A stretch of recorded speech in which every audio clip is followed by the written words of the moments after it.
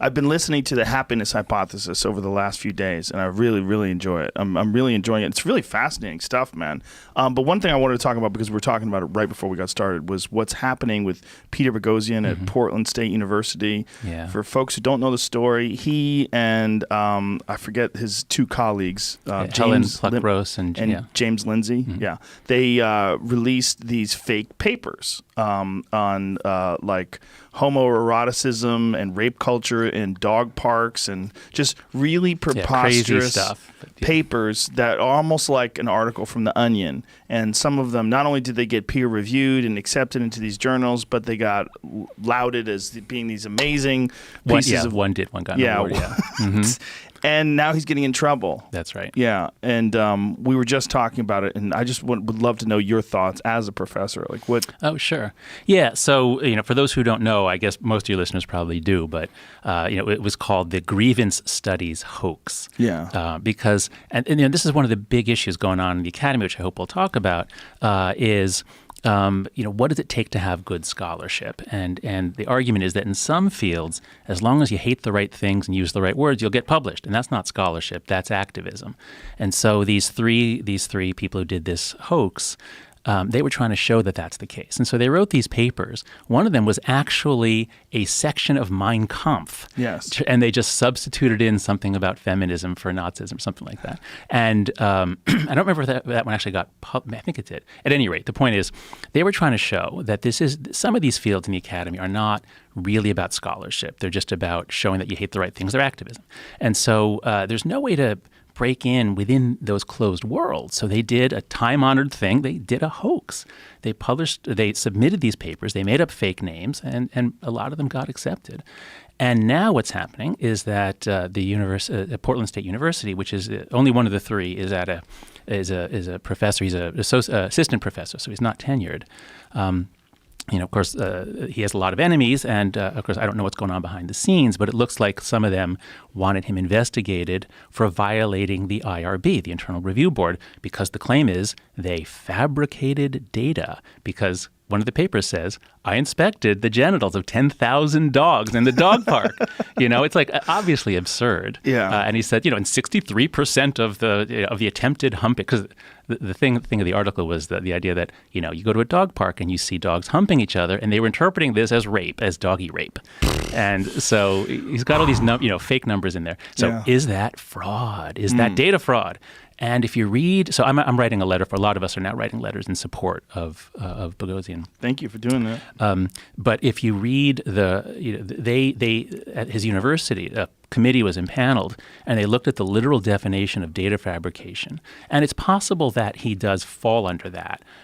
But the point of this whole thing, so it's not clear. I can't weigh in on whether or not technically, but these rules are put in place to prevent the corruption of the scientific record. And what he was doing was not going to corrupt the scientific record. It was done to correct it. Right. They were doing it to show that there's a huge problem, and then they were going to unveil it. So the question is the university going to interpret this in the worst possible way, the narrowest possible way, and thereby make fools of themselves, look like laughingstocks? Or are they going to use some common sense and recognize this for what it was? It wasn't data fabrication. It wasn't a fraud. Yeah, it was an expose. That's right. Yeah, and I hope that they come to their senses. And they do have a point, if I'm going to be completely objective, about data fabrication. I mean, technically, maybe they could have written that paper without saying that they actually tested 10,000 genitals of different dogs. Yeah. But what's really important, I think, is that they recognize that regular people are paying attention to this now. People that aren't involved in this very insulated world. And they're going, this is crazy. Like, imagine if your children are going there and your children are being taught at this school that's willing to accept this kind of nonsense. Like this, what happened at Evergreen State University is another example of that. That's and right. It's incredibly damaging to them as a university. I mean, they're their enrollment is significantly plummeted, down. yeah, that's right. Their funding is in real big trouble. I mean, it's a real bad situation for them. And if you talk to Brett Weinstein, it was a wonderful place just a few years ago when he was teaching there. That's right. And it's gotten crazier and crazier on these campuses to the point where nonsense is not being questioned at all. It's just being accepted as just it's almost like some religious dogma that you have to follow. That's right. So I think the way to make sense of all of this is you have to always look at what game is being played. So human beings evolved in small-scale societies. We have all kinds of abilities to function in those small-scale societies. One of those is religious worship. We're very good at making something sacred and circling around it. Another is war. We're very good at forming teams to fight the other side. And we love that so much we create sports and video game battles with team versus team. So there's all these different games you can play. And the truth-seeking game is a really special one and a weird one, and we're not very good at it as individuals.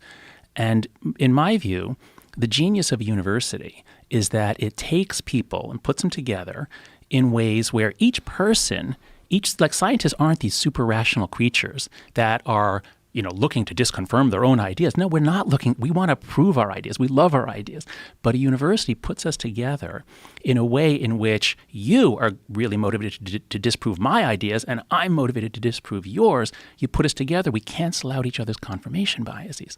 So the truth-seeking game is a very special game that can only be played in a very special institution with special norms. Okay, so we're doing this for my whole time in academia. I started grad school in 1987 at the University of Pennsylvania. And then just in the last few years, it's like some people are playing this really different game. And it's like if I'm playing tennis and I hit the ball to you, like we're in a seminar class, I give you a question or I challenge you, you come back and we go back and forth. And in the process, we learn. So that's like kind of like playing tennis. So I'm doing this and then suddenly like someone tackles me. Like, what? You don't do that in tennis. No, but they're playing football, you see. And in football, it's a much rougher game, and you're trying to destroy the others. I mean, not really in football, but I'm saying and so as norms of combat come in, and what I mean by that is political combat, as some people within universities see that what we're doing here is not seeking truth.